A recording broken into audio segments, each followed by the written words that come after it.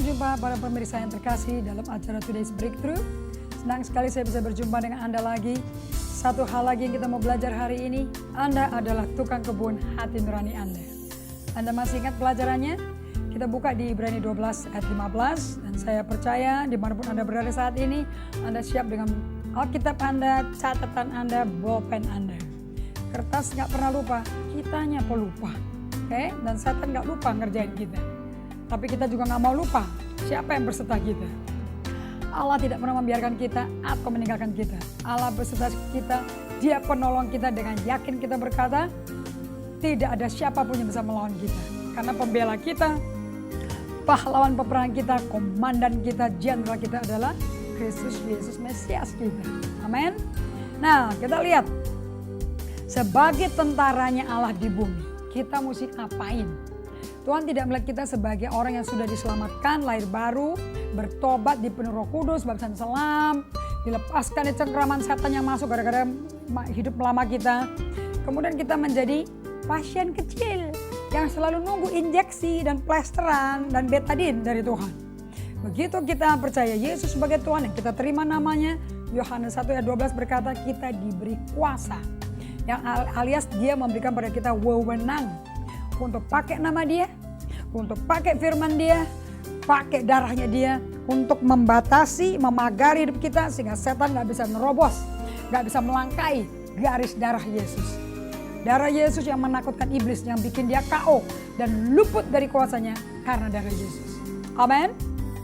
Nah, kita tidak melihat diri kita sebagai pasien kecil. Kita adalah umat yang ditetapkan Tuhan sebagai umat lebih dari pemenang. Di dalam roh, di Roma 8 ayat 1 dan 2, kita tidak lagi di bawah hukum dosa dan maut, tapi hukum roh Allah memerdekakan kita dari belenggu dosa, dari masa lampau, dari dosa, dari sengat dosa, dan kita bisa hidup dipimpin roh. Sementara kita dibimbing Roh Kudus, maka kita akan bisa melakukan semua kehendak Allah bersama pertolongan Roh Kudus, kuasa Allah yaitu kasih karunia Tuhan Yesus Kristus. Nah, bagian kita ngapain selama kita di bumi? Yesus kan di surga. Ingat loh, Roh Kudus ada di hati Anda. Roh Kudus nggak ada melayang-layang di gedung ibadah. Terus di rumah kita, di kantor kita, di mobil kita, kita sendirian menunggu penyelamatan ambulans 911 dari surga. Tidak perlu. Kita ada jenderal 911 dalam hidup kita, yaitu Roh Kudus. Di mana dia? Di hati kita. 1 Korintus 6 ayat 19-20. Tidakkah kau tahu bahwa kau adalah bait Allah, tempat Roh Allah berdiam? Jadi kita ini, badan kita ini adalah rumahnya Roh Kudus. Roh Allah empunya langit dan bumi. Tuhan Allah Abraham, Ishak dan Yakub yang membuat Abram, orang Mesopotamia, Ur Kasdim, menjadi bapak segala bangsa, suatu negara yang rakyatnya seperti pasir di pantai, jumlahnya seperti bintang di langit tak terhitung. Suatu umat yang hidup di dalam tanah penuh susu dan madu, tidak ada yang sakit, tidak ada yang kekurangan, semua hidup sukacita, damai sejahtera, dan sesuai kebenaran oleh karena Roh Kudus. Jadi Roh Kudus itu berperan ya bagi setiap kita yang sudah lahir baru, yang termasuk umat Tuhan perjanjian baru. Oke, kita adalah warga negara kerajaan Allah. Nah, supaya kita bisa mengikuti rajanya yang fisiknya ada di surga, tapi kita dikasih rohnya, nyawanya loh. Bayangin Allah Bapa dan Yesus pecah, bercerai dengan rohnya sendiri. Lucu ya, tapi dia gak mati loh. Dan dikasih ke dalam hati Anda dan saya. Supaya kita bisa ngikutin sistem pemerintahan kerajaan Allah. Dan menjadi anak-anak Allah. Kalau Anda tidak punya Roh Kristus, Anda bukan miliknya. Roma 8 ayat 9 katakan itu.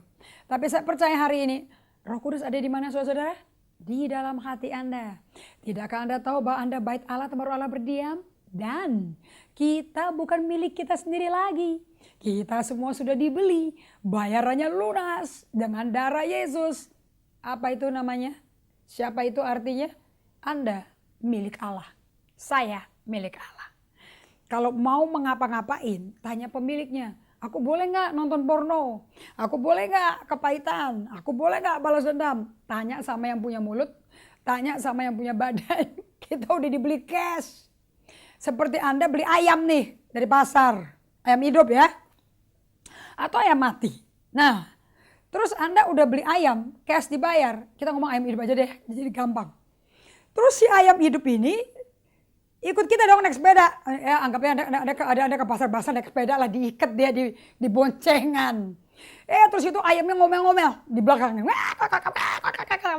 Beronta-ronta gitu, oke? Terus Anda bilang, "Hush, diam." Kenapa kok Anda bisa keras dan hardik dia? Sebab itu milik Anda. Sampai ke rumah, Anda buka dong pelan-pelan. Tapi kan ayamnya kan kakinya kan diikat kan sama tukang ayamnya. Nah, begitu dibuka dari boncengan, ayam punya kehendak bebas. Dia banting dirinya, dia rolling di bawah. Gitu. Anda sebagai pemiliknya ngapain? Selama tuh kaki saya ikat, kamu gak bisa kemana-mana. Itu ayam mau dirantai ke lehernya, mau diikat ke kakinya, mau diapain, terserah Anda. Oh, Anda yang punya kok, Anda udah beli. Alias suara si ayam gak didengar kan?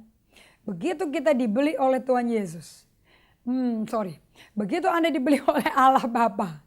Dengan bayaran Allah Bapa, darah anaknya, nyawa anaknya. Kita terjadi transaksi dari tangan iblis ke tangan Allah Bapa. Kita pemiliknya baru. Nah, mestinya kaki kita tuh dirantai. Oke? Kehendak kita kehendaknya Allah Bapa. Karena kita sujud dong. Pemilik kita yang baru siapa? Betul atau tidak? Tapi banyak kita di orang Kristen setelah dibaptis selam, muncul lagi. Baptis selam muncul lagi. Diving timbul. Terus kalau udah timbul jalan sendiri. Itu namanya Frankenstein. Betul apa tidak? Maksudnya kan kakinya diikat dong. Dan ngikutin bos yang baru. Nah, itu namanya hidup dipimpin roh. Karena daging kita tidak bisa tunduk pada Allah. Nah, bagi Anda yang tunduk kepada Allah hari ini, Anda memiliki pengertian. Hidup Anda bukan milik Anda lagi. Jadi, apa yang ada di Anda lihat saya di screen TV, ini milik Allah. Nah, supaya betul-betul kita sepakat sama Allah, di Roma 12 ayat 1, Rasul Paulus katakan, persembahkanlah seluruh tubuhmu sebagai persembahan yang hidup, ibadah yang sejati. Jadi kita udah dibeli, sekarang kita mesti nyerah sama bos baru. Betul? Bos baru ngajarin seperti ini. Setelah badan kamu milik aku, kamu yang nyerahin loh. Aku nggak teror kamu, nggak memeras kamu. Nah, setelah Anda mengenal pemilik Anda yang baru siapa, Anda mencintai dia karena dia lebih dulu mencintai kita. Yang punya baru bilang, perbaharulah pikiranmu. Supaya kamu tahu betapa baik, berkenan, sempurnanya kehendak Allah bagi Anda. Nah, kalau udah kayak gitu, Anda nyerah. Percaya total bahwa dia itu baik. Dia itu mengasihi. Apa yang dia mau, Anda nurut. Nah, tapi waktu ini terjadi, apakah musuh jiwa kita si iblis itu ongkang-ongkang kaki dan terus cabut terus ya kok kehilangan satu orang. Terus nangis-nangisan main pity party. Ada pity party setan. Begitu air mata bercucuran, aku kehilangan Indri. Tiap hari gitu. Oh enggak. Iblis marah sekali. Satu anggota tentaranya dia hilang. Udah gitu dia nyerah total lagi. Berserah kepada kekasih jiwa yang baru, yaitu Allah Bapa. Setan ngeper gak? Waduh, dia gak akan diam loh. Dia akan cobai Anda seperti Yudas. Anda akan dilemparin segala macam fitnah, godaan, tipuan, pikiran negatif, segala panah-panah api setannya dilemparin ke kita. Cerat. Anda tahu kan senjatanya cuma satu untuk memadamkan semua panah api itu. Dia boleh ngujanin kita dengan panah api, tapi belum tentu kena kita loh. Kenapa? Karena Ibrani 12 ayat 15 berkata apa? Looking diligently. Berjaga hati-hati sekali dengan teliti, dengan tekun. Jangan sampai kita nggak dapat kasih karunia Allah loh. Yang akan menimbulkan akar kepahitan. Di mana? Di hati kita. Dan menjadikan kita rusuh. Dan membuat kita apa? Menajiskan, mencemarkan banyak orang. Esau seperti itu. Kakak kembarnya si Yakub tuh. Padahal juga gobloknya goblok dia. Dia jual hak kesulungan kepada adiknya. Diganti pembayarannya satu piring sop kacang merah. sop kacang lentil, sop kacang lah. Gara-gara kelaparan. Makanya jangan, kalau Anda nggak nyerahkan tubuh Anda kepingin apa, itu diduluin. Tapi Tuhannya peduli amat, nanti dia belakangan dah. Nanti kalau sampai salah juga aku bisa ngaku dosa dan minta ampun, nanti dia mengampuni kita kok. Tidak selamanya loh. Tuhan itu panjang sabar, tapi sabarnya ada panjangnya. Berarti bisa diukur. Orang Israel sabar disabarin Tuhan 40 tahun. Akhirnya dibunuh semua loh. Karena pemberontak, pembangkang, tegar tengkuk luar biasa. Allah panjang sabar. Itu 40 years, a long time untuk orang sabar, you know. Nah, begitu setan tahu Anda nyerah, jatuh cinta, intim, berserah, dipelukan Allah Bapa, di pangkuannya. Setannya marah gak sama Anda? Wah, dilemparin semua. Nah, Anda walaupun terlena di pangkuan Allah Bapa, karena kita bisa lari ke tahta Allah, ke pangkuan Allah Bapa mendapat rahmat dan kasih karunia saat butuh pertolongan. Betul atau tidak? Tapi kita nggak boleh lupa, kita mesti pakai senjata peperangan Allah. Kita pakai, karena kita di bumi kok. Right? Pakai ketopong keselamatan, baju jirah kebenaran, ikat pinggang keadilan, perisai iman. Untuk memadamkan semua panah api setan. Pedang roh yaitu firman Allah. Berkasutkan kasut damai sejahtera. Betul apa tidak? Jadi kita nggak bisa telanjang. Kita di bumi ini, di medan peperangan, ini bukan surga. Jangan bikin surga-surgaan. Kenapa orang pada jual pil ketawa, pil happy, pil kuda, pil ngaco itu. Karena mereka kepingin punya surga di bumi. Mau happy. Aku kepahitan, aku mau happy. Aku stres, aku mau happy. Masa pakai pil kuda? Masa pakai pil ketawa? Ya lucu amat. Enggak dong. Oke. Sukacita, damai sejahtera oleh Roh Kudus. Roma 14:17. Oke. Nah, itu bukan dari yang lain. Jadi Anda mesti jaga Roh Kudus. Nah, tempat Roh Kudus tinggal di mana? Di dalam tubuh kita. Hati nurani, manusia roh kita. So Paulus berkata, jagalah supaya jangan ada seorang pun menjauhkan diri dari kasih karunia Allah. Agar jangan tumbuh akar yang pahit yang menimbulkan kerusuhan dan mencemarkan banyak orang. Si Esau tuh nyemarin banyak orang tuh. Nah, bahasa Inggrisnya berkata, looking diligently, lest any man fail of the grace of God, lest any root of bitterness springing up trouble you, and thereby many be defiled. Nah, salah satu kata perjanjian baru yang sangat-sangat luar biasa itu Ibrani 12:15. Saya mau Anda spesifik fokus kepada spesial kata ini yang berbunyi di bahasa King James-nya looking diligently. Nah, di dalam ayat ini looking diligently dari akar bahasa Yunani episkopos. Epi artinya over, skopos artinya to look. Jadi episkopos di Ibrani 12:15 artinya to look over, to take supervisory oversight alias pengawas penilik. Nah, kata episkopos di bahasa Greka ternyata diterjemahkan bishop, B-I-S-H-O-P. Ternyata di 1 Timotius 3 ayat 1, kita baca ya. 1 Timotius 3, Ibrani mundur aja, Anda ketemu 1 Timotius 3. Ternyata di 1 Timotius 3 ayat 1, syarat-syarat bagi penilik jemaat. Penilik jemaat itu bishop. Benarlah perkataan ini, orang yang menghendaki jabatan penilik jemaat menginginkan pekerjaan yang indah. Nah, kata penilik ini sama dengan bishop. Persis sama dengan looking diligently. Jadi orang yang kerjanya mengawasi dengan tekun, dengan teliti, dengan cermat. Membimbing, mengarahkan, mengoreksi. Pokoknya diawasi deh. Supaya jangan sesat, jangan bengkok, jangan salah arah. Nah, kata bishop itu artinya apa?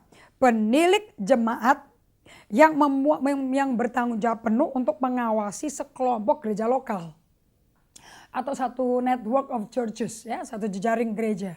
Nah, sebagai pemimpin utama dari pengawas gereja-gereja ini, si bishop ini, penilik jemaat ini memiliki tanggung jawab penuh 100%. Ngapain? To watch, to direct, to guide, to correct, to give oversight, to take churches under his care. Untuk mengarahkan, mengawasi, membimbing, mengkoreksi, memberikan pengawasan, nasihat, pendidikan terhadap gereja-gereja di bawah pengawasan dia. Dan selama dia melayani sebagai penilik jemaat, sebagai bishop, dia bertanggung jawab penuh untuk melihat kondisi jemaatnya itu harus sesuai firman Allah. Harus sesuai pemetaan pemerintahan kerajaan Allah di bumi seperti di surga. Jadi dia mesti lihat, oh itu jelek, oh itu bagus, oh itu sakit. Dia mesti ngawasi semuanya. Bukan cuma ngawasin terima persepuluhan, terima persembahan khusus untuk pekerjaan pelayanan. Tidak. Turun tangan, lihat mana jemaat yang sakit, mana yang buruk operasionalnya, mana yang bagus sekali pengelolaan gereja lokal jemaat Tuhannya, mana yang tunduk kepada otoritas Allah, mana yang ngerti firman Allah dan bertumbuh dalam buah roh. Itu dia mesti awasin semua loh, full time, full hand. Kayak megang orang lebih sulit daripada megang cangkir, saudara-saudara. Ini cangkir kalau udah bopel-bopel buang aja. Tapi jemaat kalau bopel-bopel nggak dibuang, dirangkul, dipeluk dan dilayani. Kemudian kita mesti belajar hati-hati, kitab Galatia 6 katakan. Jangan kita yang lebih rohani menguatkan yang lagi sedih, yang lagi sakit, yang lagi susah, terus kita kena pencobaan juga. Hati-hati. Kita juga bisa kesel sama orang kita layani loh. Itu sudah jelas itu, oke? Nah, Ibrani 12 ayat 15 memakai kata episkopos juga ternyata, looking diligently. Sama dengan 1 Timotius 3 ayat 1. Untuk memperingati Anda dan saya kepada fakta Anda adalah penilik hati nurani Anda sendiri. Saya ulangi lagi, kita semua adalah penilik daripada hati kita sendiri. Nah, kata episkopos di Ibrani 12:15 ini berarti kita penilik hati kita sendiri supaya jangan kita kekurangan kasih karunia. Karena semuanya tuh hanya di hati kita pusatnya. Yesus kalau berpusat duduk di tahta Allah di hati kita, kasih karunia sumbernya di situ. Belas kasihan ada di situ, ya. Iman ada di situ, ya Roh Kudus di situ. Karena Roh Kudus adalah roh iman. 2 Korintus 4 ayat 13. Nah, dikatakan di sini bahwa tanggung jawab kita terhadap hati nurani kita itu mengawasi hati kita, mengarahkan hati kita, mengkoreksi kondisi hati kita, memberi pengarahan dan juga mengawasi. Semuanya bagus, semuanya operasional, hati kita tanah yang bagus untuk Tuhan tanam benih, untuk benih firman masuk, yes. Oke? Nah, itu tanggung jawab kita setiap hari, bangun pagi, kerja, pulang ke rumah, tidur, jaga hatimu setiap hari. Amsal 4 ayat 23. Dulu saya dengar seorang hamba Tuhan Amerika ngomong kayak gini. Guard your heart because out of it flow the spring of life. Saya bilang apaan tuh ya? Air mancur ada di hati. Saya gak mudeng karena masih Kristen baru waktu itu. So di Amsal 4 ayat 23 berkata, jaga hati kita karena dari dalam tuh keluar sumber kehidupan. Nah, kalau kita nanam gak jaga hati, terus kalau macam biji dimasukin kita biarin, Tuhan akan nuntut loh. Kok segala macam biji jelek dan yang kita gak mau tuai buahnya, kok kamu biarin ditaruh orang sih? Kamu masih bisa berkata tidak dong tanpa rasa bersalah. Anda masih bisa berkata enggak, yang ini saya gak mau. Kita mikirin kayak gini, kita ngomong kayak begini, kita bicara seperti ini. Betul apa tidak? Nah, pikirkan itu dan jaga hati kita. Amin. Supaya kehidupan Allah, aliran-aliran hidup keluar dari kita. Bukan aliran air pahit, bukan aliran air tawar, air racun, air keruh.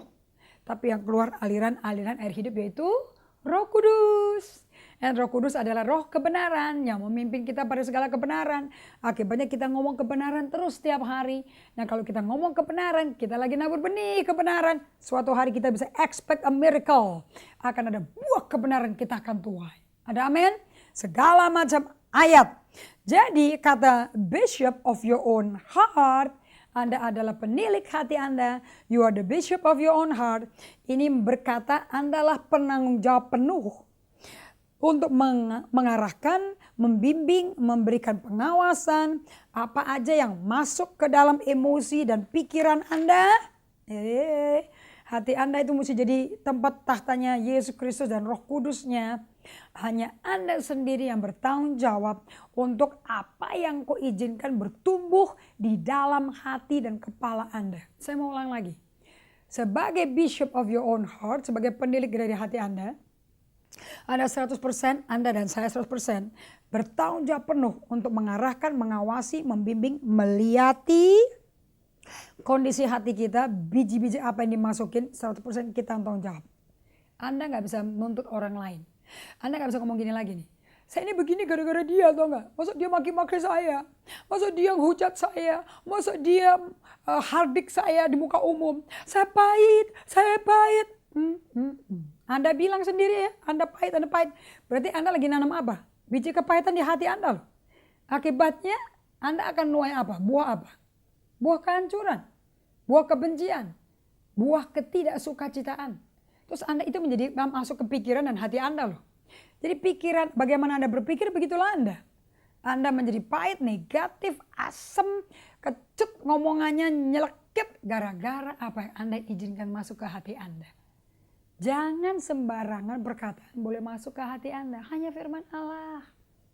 So apapun yang terjadi dalam kehidupan Anda, seperti seorang penilik jemaat, Anda adalah orang satu-satunya yang bertanggung jawab baik untuk kondisi yang buruk atau kondisi yang baik dari hati nurani Anda. Apa yang baik, apa yang buruk di kehidupan pemikiran Anda, cara berpikir Anda, you are responsible. Saya bertanggung jawab sendiri bagi kehidupan saya. Dengan kata lain, Anda sebagai umat yang diberikan Tuhan kehendak bebas, Anda kan bukan robot, otomatis bisa dipencet-pencet Tuhan suruh mentaati dia. Nah. Dia mau bergaul sama kita. Dia mau bercinta dengan kita karena dia papa kita, dia anak kita anaknya. Dia mau kita main sama dia, bergurau, bergaul, intim, sukacita, sorak-sorai sama dia. Nah kalau Anda mau karakter itu keluar semua, ya nggak bisa. Kalau Anda ngomongnya saya pahit, saya susah, ya Anda akan tuai. Semakin ngomong begitu, semakin lama depresinya, stresnya, kepahitannya. Oke? Nah, jadi segala yang baik yang buruk Anda tanggung jawab loh ya, yang masuk ke hati Anda. Nah kenapa kok saya penting sekali membuat penekanan seperti ini? Kenapa? Karena kita selalu tergoda untuk menyalahkan orang lain. Kenapa kita punya sikap busuk, kepahitan, dendam, perasaan gak mengampuni kepada orang lain, benci, senep, bahasa orang Jakartanya senep, sebel, kesel. Nah sebetulnya ya kebenarannya sesuai Ibrani 12 ayat 15 ini, kita tuh penanggung jawab penuh loh terhadap kondisi emosi, pikiran kita dan hati kita. Dan reaksi kita, kita sendiri yang tanggung jawab. Nggak ada orang lain yang bikin seperti itu. Anda nggak bisa bertanggung jawab untuk apa yang orang lain melakukan pada Anda loh. Mau ngomongin apa, mau gosipin apa, Anda nggak bisa tanggung jawab. Stop ya, lu jangan berenang. Anda nggak bisa kontrol. Bagaimana kalau dia ngomong di belakang Anda? Anda nggak pernah dengar, baru dengar setelah orang lain kasih tahu. Tapi kita bisa kontrol hati kita. Jangan dimasukin dalam hati kita. Pikirkan yang benar, yang mulia, yang suci, yang adil, yang manis, sedap didengar, patut dipuji sebagai kebajikan. Pikirin itu. Sambil mikir, sekarang ngomong. Tuhanlah gembalaku, takkan kekurangan aku. Bagus kan? Mulia kan? Tuhan Yesus, kaulah perisaiku. Kaulah kekasih jiwaku. Yesus, kau anak domba Allah yang mati buat aku. Kau cinta aku luar biasa. Anda lagi ngomong gini, Anda lagi ngapain nih? Lagi menanam. Sebab apa yang Anda tabur, Anda tuai. So, jadi kebenarannya adalah jemaat Tuhan yang terkasih, Anda bertanggung jawab penuh untuk 100% mengatur, memelihara, mengawasi emosi, pola pikirmu, dan kondisi hati nurani Anda. Kalau sampai ada orang berbuat sesuatu yang memiliki potensi untuk bikin Anda sakit hati. Sakit hati. Oke? Dan dia bisa menyinggung Anda. Kalau saya ubah jadi tersungging Andanya. Anda mau tahu? Allah Bapa akan menuntut Anda bertanggung jawab penuh untuk Anda menjaga hati Anda supaya itu akar tersinggung, tersungging, jangan sampai berakar di pikiran, di perasaan, dan di hati Anda. God hold you responsible. Allah menuntut pertanggung jawab di Anda. Nggak ada orang main blaming game, main salah-salahan. Saya ini begini gara-gara dia, kayak Adam gitu. Kita ini makan buah terlarang gara-gara perempuan sih yang kamu kasih sih. Blaming game. Dia tersinggung. Coba lu nggak kasih perempuan, gue nggak akan melanggar Tuhan. Aku jadi perfect man. Itu kan pemikiran dia setelah dia jatuh dalam dosa. Tuhan Yesusnya udah ninggalin dia. Dia ninggalin dan dia pilih iblis jadi Tuhannya. Kelakuannya jadi kayak iblis. Dan iblis itu seperti sinar kilat, langsung masuk. Ingat Yudas Iskariot? Iblis membisikkan ke dalam hati Yudas Iskariot dan jadi pengkhianatnya Yesus. Cepat sekali. Oke? Jadi Anda bisa memilih untuk setiap perkataan yang punya potensi untuk menyinggung, menyakiti perasaan Anda, untuk masuk ke jiwa Anda, untuk masuk ke pikiran, emosi Anda, dirasa-rasain perihnya dan terus berakar, atau kita bisa memilih sendiri untuk mengizinkan semua kata-kata negatif, kata-kata yang bisa menyinggung perasaan Anda, yang nyakitin Anda, bisa lewat. Kamu tuh gini dan lewat. Kalau memang Anda ngomong kayak begitu, dituduh-tuduh orang yang bilang oke. Sorry, I'm sorry. Saya tarik balik kata-kata saya. I bless you. Tapi saya minta Anda berubah. Anggap ya. Setelah kelar pertemuan, Anda jalan dong.